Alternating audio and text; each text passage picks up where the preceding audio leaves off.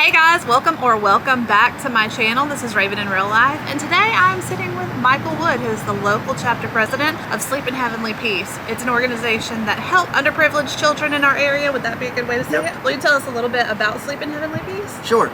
So it's a national organization. We're a local chapter, and what we do is we raise money and we build beds, and then we distribute those beds to kids who are sleeping on the floor or with a parent or with a sibling or any other less than adequate sleeping situation. And how do you find the children?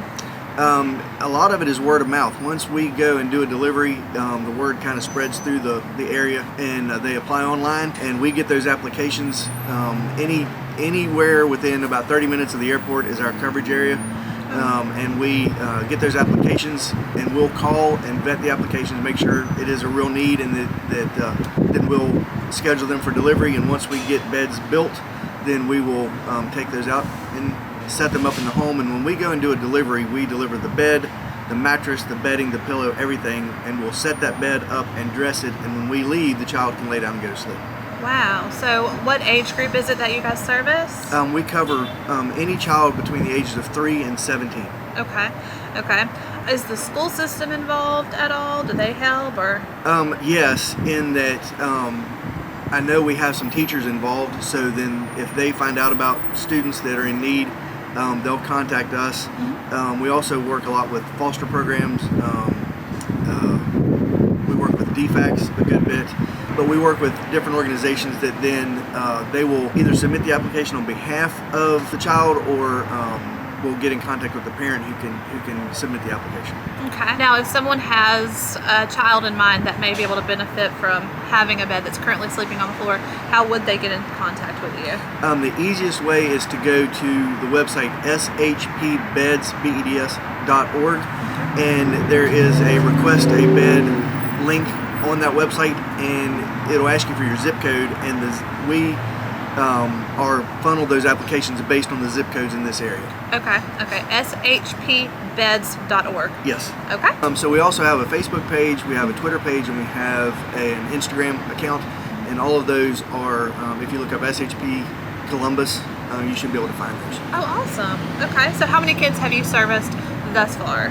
So we started right after Thanksgiving of 2019, or actually right before Thanksgiving of 2019, and we had our first official build in March of 2020, and since that time we have built and distributed right around 500 beds. Oh wow, that's amazing. Yep. That is amazing. So that's surprising to me though, that in our area we would have 500 children that sleep on the floor. Actually, if you take any population, 40% of that population is kids between 3 and 17. And of that population, there's about 2 to 3% that don't have beds. So if you look at our area with the population that we have, and we service Columbus, the Fort Benning area, over to Smith Station, Fort Mitchell, out to Catala, to the edge of Hamilton, really. So like I said, 30 minutes from Columbus. If you look at the population of that area, that could be as many as 3,000 to 4,000 kids. Wow. Yeah. Okay. So when you say on Fort Benning, are these even soldier families? We've not military? been on Fort Benning, but we go right to the edge. But now, if we get a call and there are soldier families, we would deliver on Fort Benning. Okay. Yeah. Okay.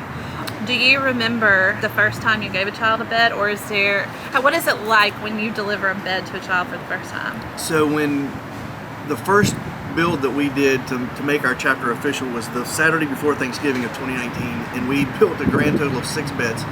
And between Thanksgiving and just after Christmas that year, we delivered those beds. And one of those first deliveries was a little girl. It was really close to the edge of Fort Benning, in an apartment that wasn't far from the Infantry Museum. Mm-hmm. And a little girl, she was 3 years old, had never had a bed. She was sleeping on a concrete floor that was as rough as the asphalt in the parking lot.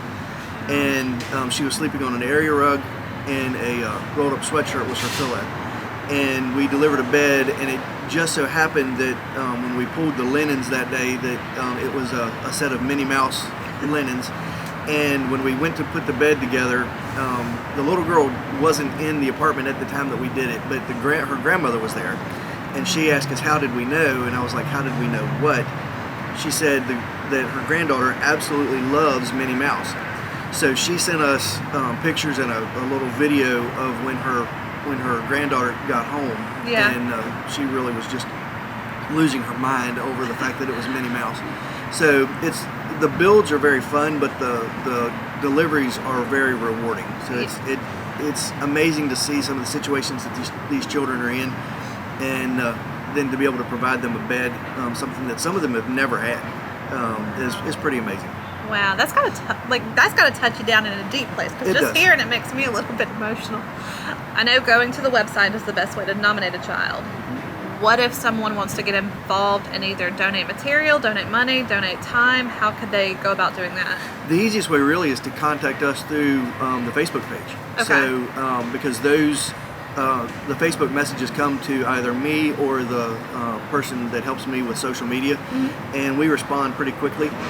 So if there's a question, or if they want to find out where, a lot of our questions are, where can we drop off linens, because we do take linen donations. So any new twin bedding, whether it's sheet sets or comforters or pillows, or the bed in a bag, we would definitely take those. And one of the main drop-off locations right now is Christ Community Church. If you take it to their office, they'll hold them for us and we go pick them up.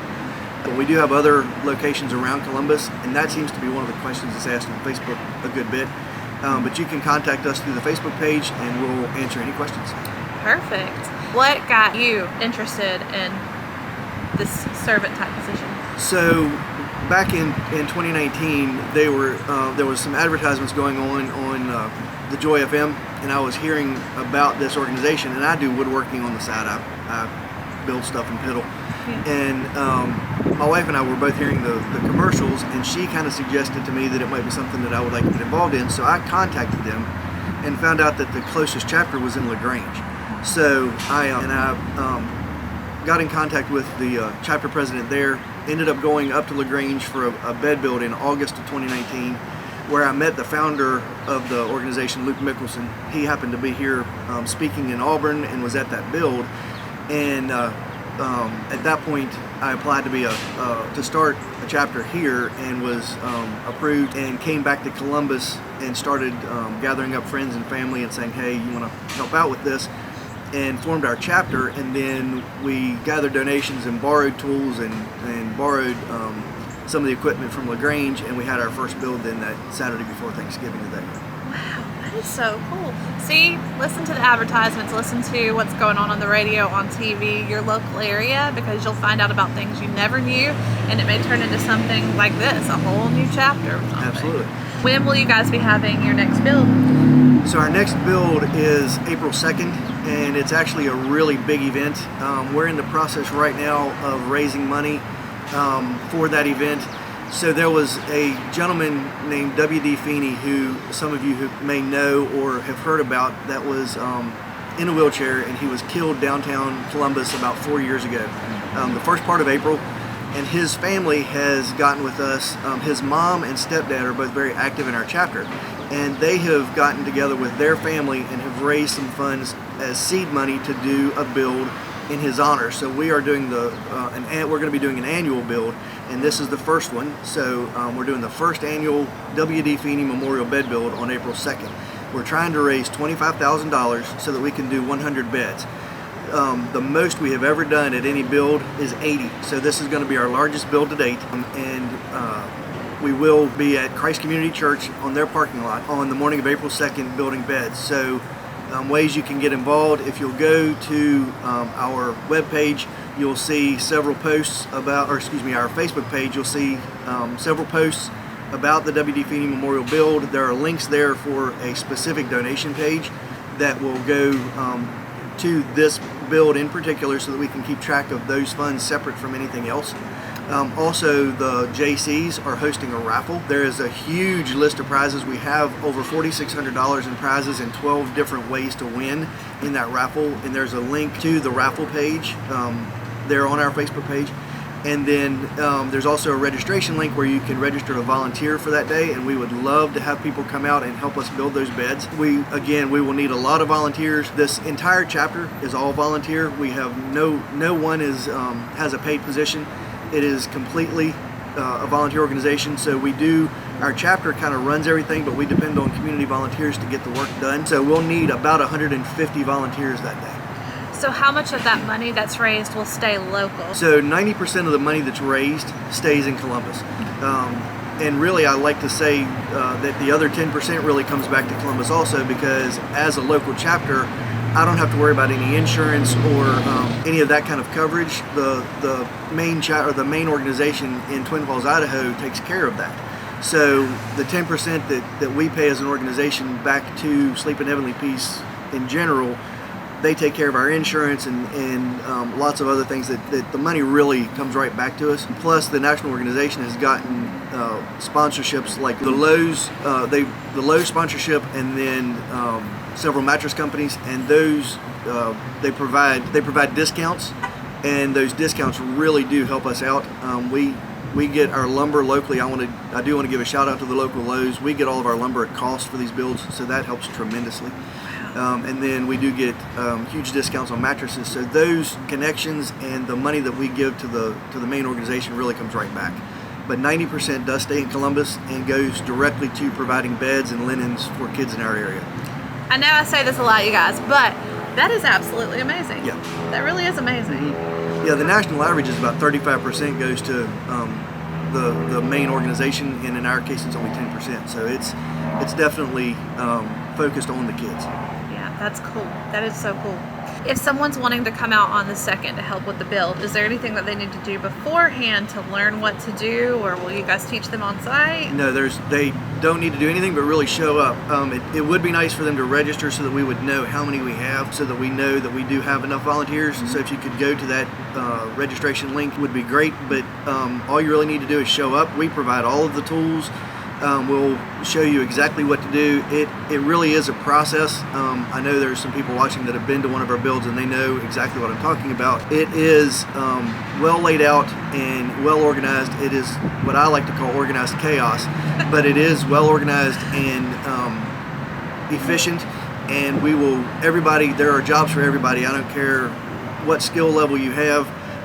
You really don't have to have any woodworking skill at all or any carpentry skill at all to be able to come out and help us build these beds. Wow, that's amazing. Again, I mean, that is so great that it doesn't matter your skill level, because yours truly, I don't have a lot of handyman skill, but I can come and be a huge cheerleader and maybe help carry some wood or something. There is something that everybody can do. Now, just so you guys know, since you may need to register, you want to go to the Facebook page. This Facebook page, the exact wording is Sleep in Heavenly Peace, GA Columbus, or you can even search at SHP Columbus, and I'm going to show you guys let's see, hopefully I think that's showing. That is the Facebook page. The main picture is that right there, SHP.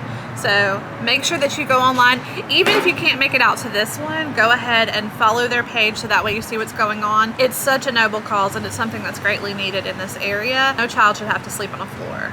Yeah, our tagline is no kid sleeps on the floor in our town, and that's what we're striving to do. Yes. No kid sleeps on the floor in our town. I like that. Yep. I like it. Now, is there anything else that you feel Columbus as a whole should know about SHP, or do you have any final parting words?